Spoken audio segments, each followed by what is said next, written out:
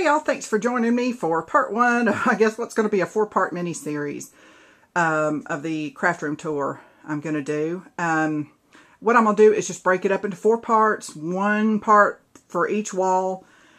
That way the ladies that just want a quick overview can do that, and the ladies that want more detail can also get that out of it. And this is what I look at when I sit at my desk. So I'm going to start with this wall. That basket up top has floral picks and greenery in it. Right now I don't have them organized any other way.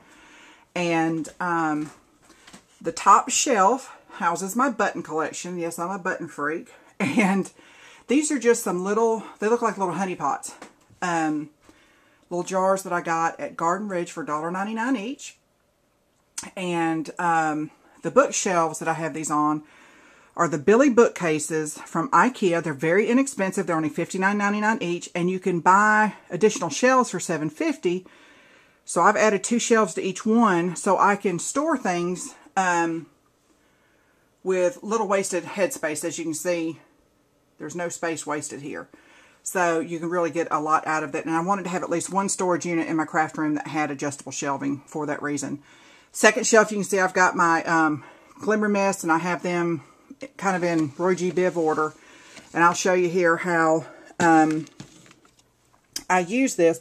These are some little containers I got at Hobby Lobby. They come 3 in a pack for $1.99, I think it is. And if I wanted to use one of my blues and I just wasn't sure which one, these little trays hold 12 bottles each, and I store them with the labels facing out, the color labels. So I can just pull it out, put it on my desk, and kind of decide which one I'm going to use. And then when I'm done, oops, turn it around, I just put it back up there. It's a super easy way to store those. And then when you move down, have dauber paints here, more dauber paints, and large bottles of Martha Stewart glitter. And usually I like to store these kind of things upside down, but with those lids, do not do that because they can slide open and you'll have a mess. But my small bottles of Martha Stewart glitter, again in Roy G. Biv order, I've got them stored upside down, as you can see, so it's real easy to pick the color you're wanting. Same thing with the Martha Stewart glass beads. I love those things. Those are fun. If y'all haven't used them, they're a lot of fun. Martha Stewart chunky glitters.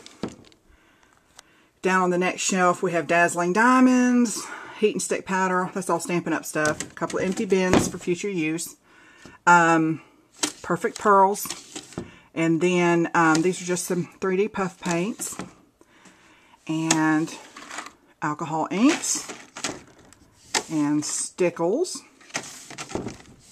And then distress paints. And then what I did was I just glued a little dot, a little circle punch on there, and put some paint on the top so I could see what colors, because I did not want to store them upside down, obviously, because the paint would settle in the lid.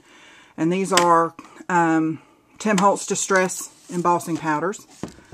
And these little containers, there are 4 units here. I got these at Joann's.com, and when they're 50% off, you know, they run their sales fairly regularly.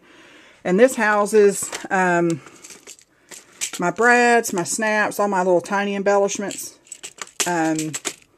very nicely. And you can either use the drawer like that, or you can divide it off into sections, 3 sections each. So when you have just a little bit of something. But these are wonderful. I love those little storage units. These are some that I got at Walmart. I don't remember how much they were. I think they were less than $5 though. And this is what I store all my Prima flowers in, and they're in color order as well. And what's great is you can just pull these drawers out of the unit as well and sit it on your desk, so you can decide what flower you want to use without having to, you know, go back and forth, back and forth. So that works out real well. And then this jar, I haven't embellished it yet, but y'all know I'm going to. And I'm going to start storing my ribbon scraps. Anything that's like a foot or less, I'm going to start storing in there. And then this little dollar crate houses my watercolor crayons, watercolor pencils, chalks, and then chalk applicators. Everything needed for those. Stores nicely in that. And then this shelf, these are metal, like little metal tags, washers, nameplates, those book plates, things like that. And these are all different little Glimmer Mist screens and templates, stencils.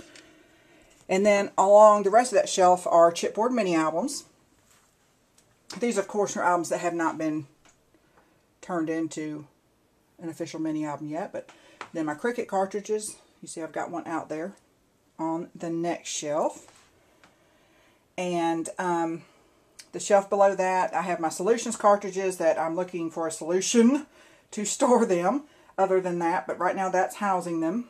And then the rest of the boxes hold photos in date order, chronological order there. Crafting magazines and books. And because usually when I look at those, the bottom shelf is actually very handy. Because I just cop a squat on the carpet and start going through if I'm needing inspiration or ideas. And then just some other books and empty space. Yet to be filled, but I will, I'm sure. And then, do this so I don't make y'all sick. Have my little bulletin board with all my little goodies on it. And this cabinet was just something I found on the roadside, literally. Not finished with it. I've got it painted out. But I've got my foam stamps in this container, my Stampin' Up! Wheels. Here's an empty one. Christmas stamps, various other holiday stamps, miscellaneous stamps, and another empty container. All my ephemera is here. In the back you can see my Close to My Heart and Stampin' Up! Ink pads.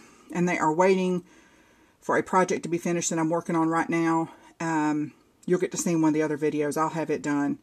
And I'll have this whole room tour done in the next 2 weeks. So you'll get to see everything by then. But like my embossing powders, my re-inkers, water bottle, crackle medium, Mod Podge, all that good, gesso, all that stuff. My little river stones right there for right now. And then the shelf below that, these are paper bags for mini albums. This is all envelopes of various sizes.